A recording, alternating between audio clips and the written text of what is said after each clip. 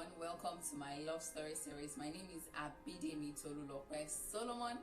On today's episode, we'll be talking about transitioning from relationship to marriage. Isn't it funny that a lot of people date or court for a very long time, yet they are unable to keep their marriages? So you find people that have courted for like say 8 years, 9 years, even 10 years, but then they get married and they can barely stay together for a year, for 2 years, sometimes even less. So today I'm going to be teaching us the things that causes people to break up this kind of relationships and how to go about it to become better. First of all, let's look at family tradition. So when you were courting, when you guys are courting, there are times that you don't see certain family traits in whom you are courting. For example, a family where the man controls the woman, a family where the man is aggressive, or a family where the woman is the one that controls their husband. You find out that you might not necessarily see these things if you do not look properly or if you do not go to your fiance's house to see these things.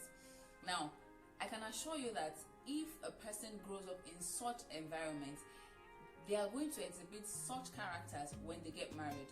The second thing we'll look at is submission. Now, I would rather say this point as love and submission. In the book of Ephesians, the Bible was telling us about Paul was teaching us about what a perfect marriage should be. He says, husbands, love your wives as Christ loved the church. And he says, wives, submit to your husbands. Most people do not even know what these two things mean. So by the time they get into marriage, they find it difficult to express their responsibilities or their duties as a married couple.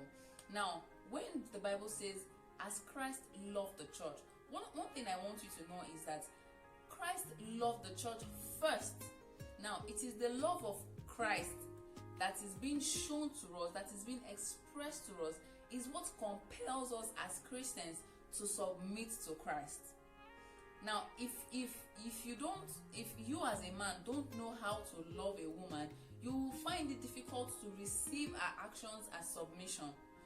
And if you don't know what submission is as a man, whatever your woman does would seem like she's trying to question your authority. You would not see it as submission. That's what I'm trying to say.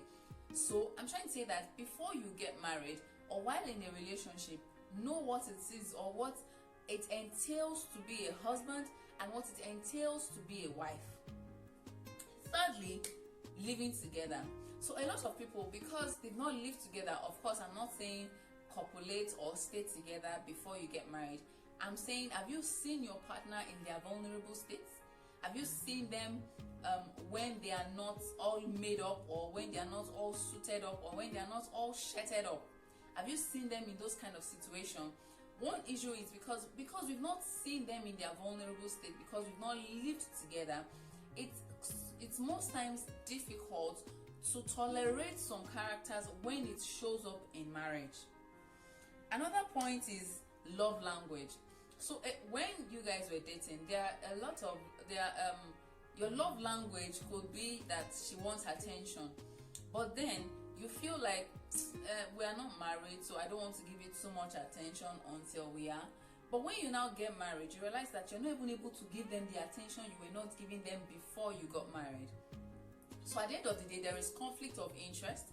There is conflict of what love language to express to your partner. Finally, pity marriage. So a lot of people get married out of pity. Because they've dated or because they've courted for a very long period of time, they find it, they kind of want to still go with who they've known. And then they quote this, the angel you know, or the devil you know rather, is better than the angel you do not know.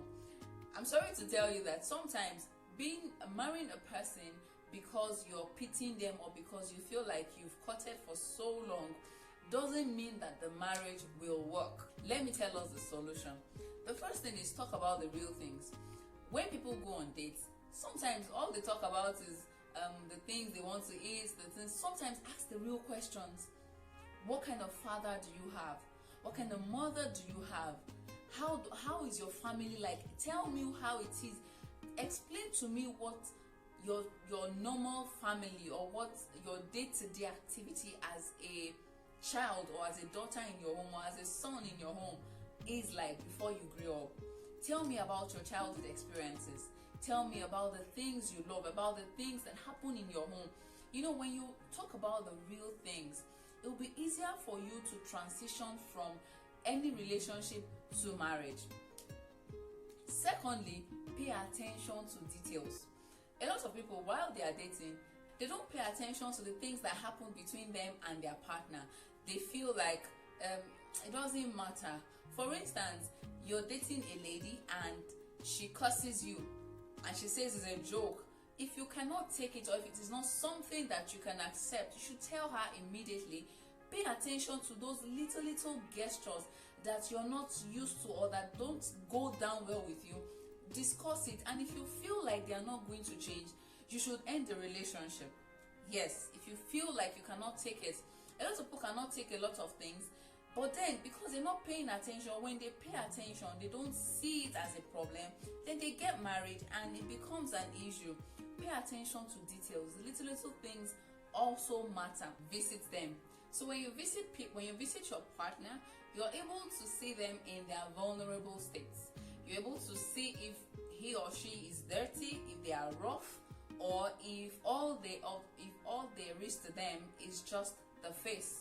You're able to see them in their most vulnerable states. So ensure that you visit your partner. You can go there anytime, in the morning, in the afternoon. I'm not saying copulate, I'm not saying sleepover, I'm not saying do nonsense. I'm saying that get to know them in their vulnerable states. Third thing you should do is understand that not all relationships lead to marriage. When you understand that not all relationships lead to marriage, or not all friendship lead to relationship, it will be easier for you to let go of a relationship that you're not comfortable with, or a relationship that doesn't go down well with you. Finally, do not date anyone out of pity. Do not marry anyone out of pity. Do not stay in a relationship out of pity. I hope you've learned something today on my love story, because I have. Click on the like button, subscribe to our YouTube channel, and share our videos with everyone around you. Have a good day, guys.